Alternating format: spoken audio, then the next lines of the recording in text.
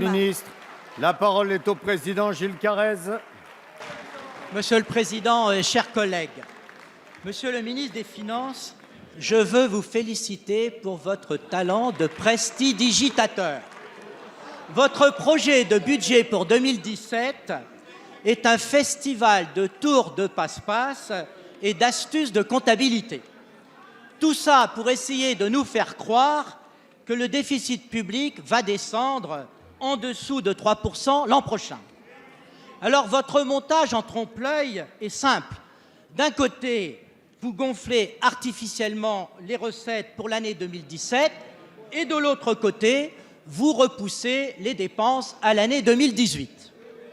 La surestimation des recettes, avec une prévision de croissance de 1,5%, s'élève à plusieurs milliards d'euros et le Haut Conseil des finances publiques que préside le président de la Cour des comptes Didier Migaud conteste cette prévision excessive.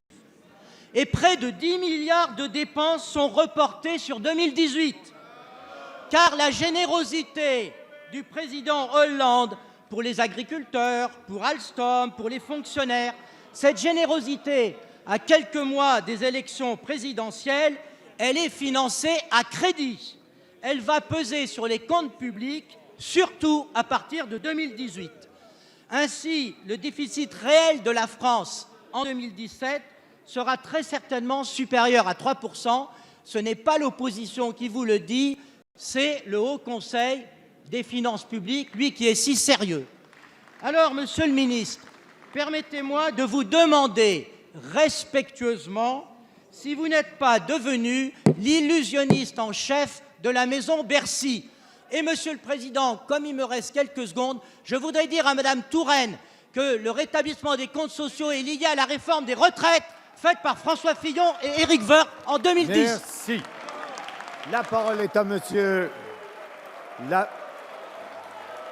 S'il vous plaît.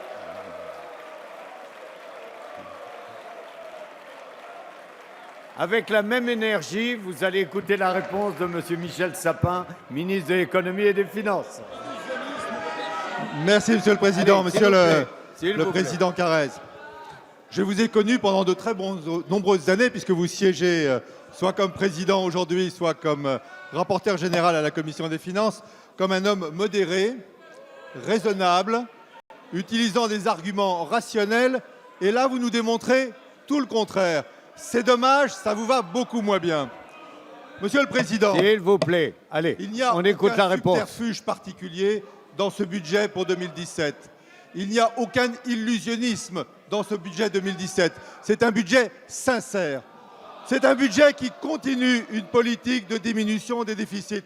Monsieur le Président Carrez, si je vous posais la question, à quel niveau avez-vous laissé, vous, cette minorité, quand vous étiez majoritaire, le déficit de la France ?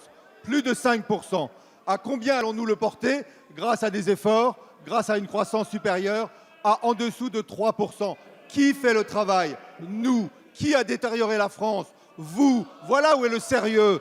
Voilà où vous devriez vous-même accepter de regarder la réalité en face. Et si je devais regarder la dette qui vous préoccupe comme elle nous préoccupe, de combien de points par rapport à la richesse nationale la dette a augmenté sous votre responsabilité en 5 ans? De 25 points. De combien a-t-elle augmenté sous notre responsabilité? De 7 points. Qui donc maîtrise la dette, maîtrise l'avenir, prépare l'avenir de nos enfants? Pas vous, nous. Alors, Monsieur le Président, je vous demande, vous qui aimez le sérieux, de ne pas perdre le vôtre sous prétexte qu'il y a une sorte de concours à celui qui baissera le plus ses impôts et fait semblant de baisser les dépenses entre des candidats à la primaire. Sortez-vous de cela. Ce n'est pas parce que la primaire est là que vous devez être primaire dans vos raisonnements. Merci, Monsieur Sapin.